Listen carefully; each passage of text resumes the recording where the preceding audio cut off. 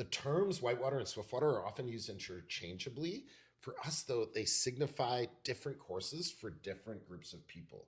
The whitewater rescue progression are really for river runners, for people who are out on rivers, sometimes in very remote places with limited resources. So that could be paddlers, it could be guides and instructors, could be people on remote expeditions, it could be elite rescue teams and special forces who have limited resources and small groups when they're out on a river and when they might be performing a rescue.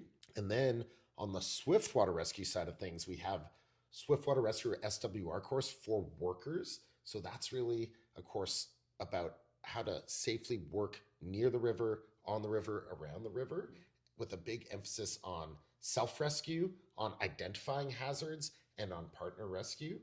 And then the Swiftwater Rescue Technician progression is really for emergency responders, firefighters, search and rescue, emergency response personnel who are responding to call-in rescues in swiftwater settings. Right. Those courses meet and exceed the NFPA standards. And with the Swiftwater Rescue Technician, they allow a team or department to end up operational in that moving water setting. The Swiftwater Rescue Technician Advanced brings those skills and competencies to another level, and that's appropriate if there's jurisdictions with more complicated, complex river environments. One thing that really stands out for our technician level courses is that they are true certifications in the sense that people to get the technician level need to have a certain level of skill and knowledge on the course. We do that through ongoing practical evaluation. Of course, there's a learning progression. So to start, people could have no experience at all. But once they achieve that technician certification, it means that the instructor has observed them actually being able to do all the requisite skills and be able to actually perform rescues in the river.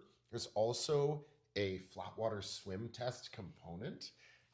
The reason we brought that swim test in is because some organizations are no longer requiring rescuers to have things like National Lifeguard or Bronze Cross. And so we want to make sure as an organization, if you're hiring somebody with a Boreal River technician level certification, you know that they're at an objective certain level of their swimming ability.